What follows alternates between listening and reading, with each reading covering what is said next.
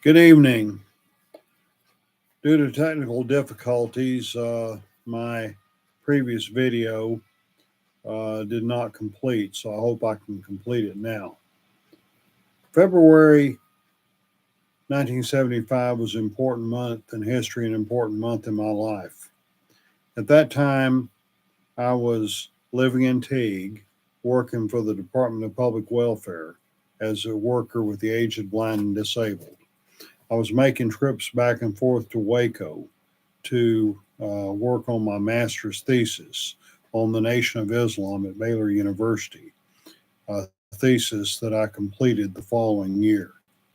But Dr. Harvey Cox, professor at Harvard Divinity School, spoke on the Baylor campus on the night of February 27th of 1975.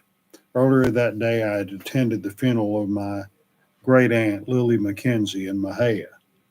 And uh, Dr. Cox was talking about certain religious movements and those that made a great deal of demands on their followers.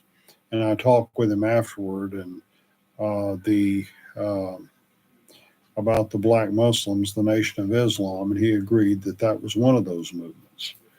And we had discussed the fact that Elijah Muhammad had died 2 days earlier. And I did not know that until I got to Waco that night and someone had informed me about it. But it was a very good lecture that Dr. Cox gave.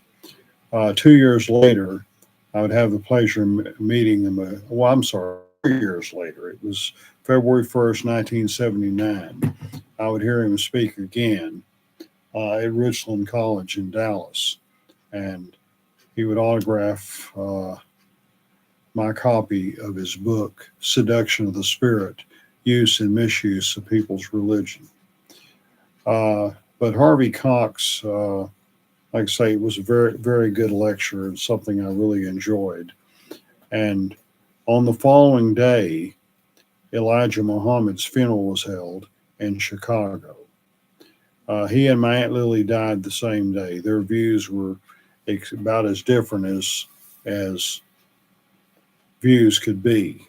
You know, a white woman, a Christian fundamentalist who had views on race that were pretty much in line with what many people believed during her lifetime, and a black supremacist, a Muslim, who had broken away from a lot of the traditions in which he was raised. Nevertheless, I found in different ways these two people had effects on my life. Aunt Lily didn't drive. She would often take the bus to Waco and visit with us. Or my grandmother, who died in 1970, was her older sister, and she lived on. We had like a duplex, two sides. She lived on one side of the house, and she Aunt Lily would come and stay with Mammy, as I called her, and it was have a lot of memories. Her husband, Uncle Boss, who's longtime law enforcement in Limestone County, he died in 1955 when I was only 4 years old.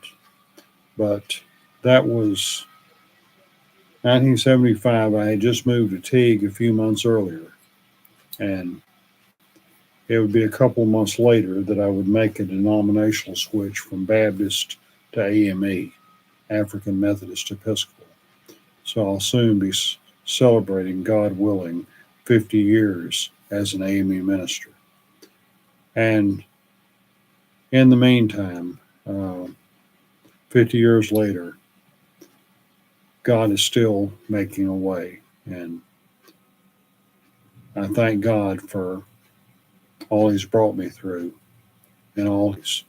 Have a great evening.